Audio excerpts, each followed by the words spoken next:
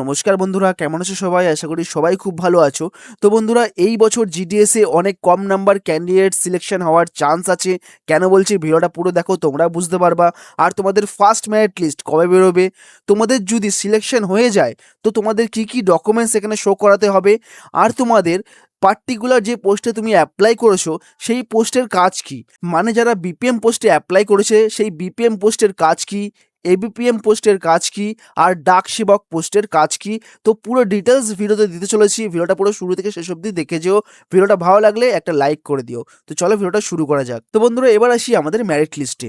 তো merit list আমাদের কবে বেরোবে? তো এখানে দেখতেই পাচ্ছ ফার্স্ট মেরিট লিস্ট বেরোবে আমাদের 28শে ফেব্রুয়ারি 2026 স্টেট ওয়াইজ। কিন্তু বন্ধুরা, এখন অবধি কিন্তু কোনো অফিসিয়াল নোটিফিকেশন এখানে দেয়নি ফার্স্ট মেরিট লিস্টের, বাট এখানে ডিক্লেয়ার করা হয়েছিল 28শে ফেব্রুয়ারি 2026 অফিসিয়ালি ভাবে তোমাদের এখানে ফার্স্ট মেরিট লিস্ট তোমরা দেখতে পারবা।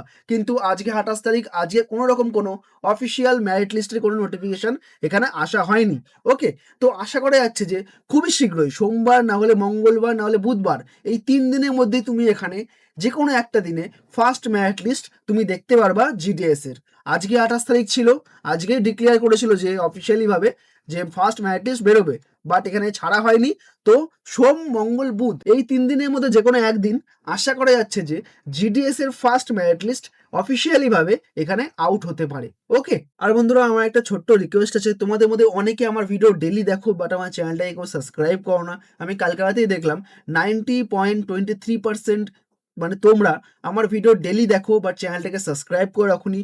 যদি তোমরা আমার এই ভিডিওটা দেখছো এখন যদি চ্যানেলটাকে সাবস্ক্রাইব করোনি, প্লিজ বন্ধুরা চ্যানেলটাকে সাবস্ক্রাইব করে পাশে থাকা বেল আইকনটা অবশ্যই প্রেস করে রেখো। আমি আমার চ্যানেলে সরকারি কিংবা বেসরকারি চাকরির বিজ্ঞপ্তি আপলোড করে থাকি। আশা করি আমার ভিডিও তোমার কোনো না কোনো দিন কাজে আসতে পারে। তো বন্ধুরা, অবশ্যই চ্যানেলটাকে সাবস্ক্রাইব করে পাশে থাকা বেল আইকনটা অবশ্যই প্রেস করে রেখো। তো চলো ভিডিওটা শুরু করা যাক। ওকে, তো বন্ধুরা, এবার আসি সব থেকে মেন টপিকে। 2026-এ এই বছরে জিডিএসে কেন কম নাম্বারে সিলেকশন হওয়ার চান্স আছে। কম নাম্বার মানে একদম কম নাম্বার না, যারা 40-50 তাদের চান্স একদমই কম। মিনিমাম যাদের 60% নাম্বার আছে, আর যারা ইউআর ক্যান্ডিডেটের কথা বলছি, এসসি এসটি হয়তো সম্ভবত 50% নাম্বার বা 55% নাম্বার হতেও পারে, বা পিডব্লিউডি।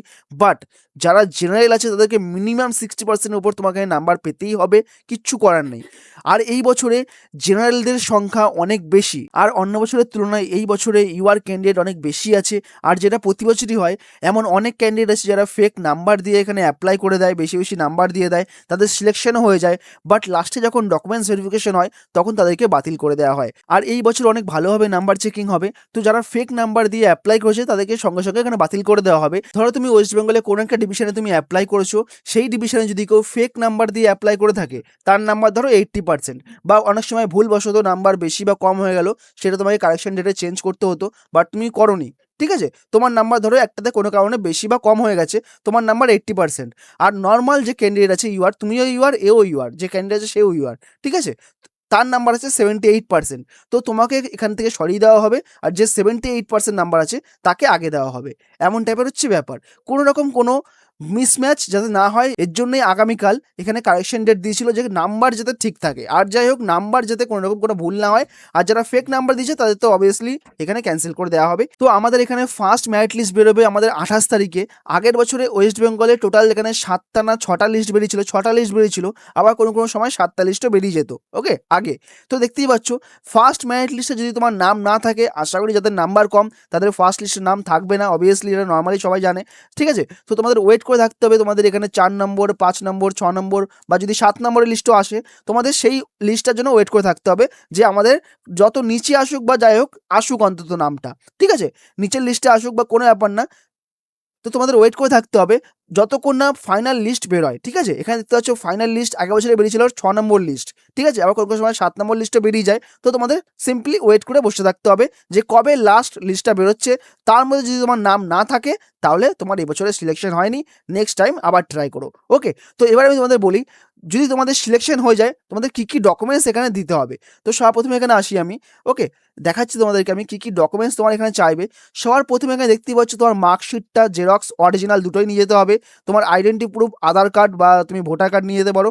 তোমার কাস্ট সার্টিফিকেট, যারা জেনারেল বা ইউআর তাদের কোনো দরকার নেই, যারা এসসি এসটি এসসি এসটি বা পিডব্লিউডি যারা আছে ওবিসি তাদের কাস্ট সার্টিফিকেট নিতে হবে, বা পিডব্লিউবিডি সার্টিফিকেট তোমার এখানে লাগবে, ইডব্লিউএস সার্টিফিকেট তোমার এখানে লাগবে, ট্রান্সজেন্ডার সার্টিফিকেট যারা আছেন তাদের সার্টিফিকেটটা লাগবে, বা ডেট অফ বার্থ যে প্রুফটা।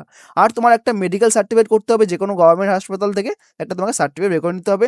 আর তোমার যে তুমি যদি অরুণাচল প্রদেশ বা সিকিম বা গোয়াতে তুমি অ্যাপ্লাই করো, তো তোমার সেখানকার ল্যাঙ্গুয়েজেস একটা সার্টিফিকেট তোমাকে এখানে বার করতে হবে। ওকে, আর তোমার এই ডকুমেন্টসগুলো সবকটা অরিজিনাল তোমাকে দেখাতে হবে, তোমার ক্লাস 10-এর মার্কশিট, তোমার আধার কার্ড বা ভোটার কার্ড, তোমার caste certificate original, PWD certificate original, EWS certificate original, transgender certificate original আর ডেট অফ বার্থ অরিজিনাল। আর এই যে মেডিকেল সার্টিফিকেটটা আর ল্যাঙ্গুয়েজ সার্টিফিকেট সবকটা অরিজিনাল বা জেরক্স সবই তোমার লাগবে।